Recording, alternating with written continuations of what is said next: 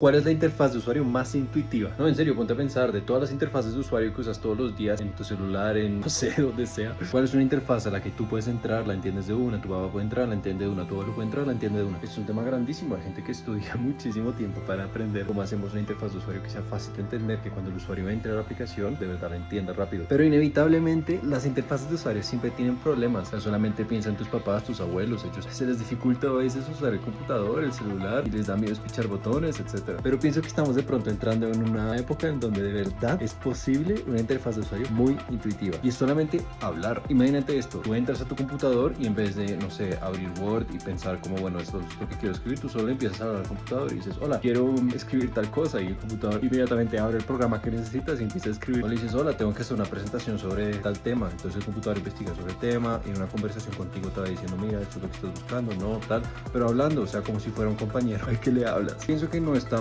lejos de ese futuro y genuinamente esa sería una interfaz de usuario que todo el mundo entiende. Solamente tienes que hablar, solamente tienes que decir qué es lo que quieres. Tú dices, hey, quiero comprar un vuelo, entonces el computador mismo te ayuda a hacerlo y te dice, mira, te interesa este, debe salir tal día, tal otro, y es algo que es intuitivo, que es fácil, en fin, solo aquí pensando en voz alta, pero pienso que ese futuro está en camino. Este fue un video un poquito distinto, normalmente subo videos explicando cómo funciona la inteligencia artificial y videos un poquito más técnicos, pero en fin, hoy no tenía tanto tiempo.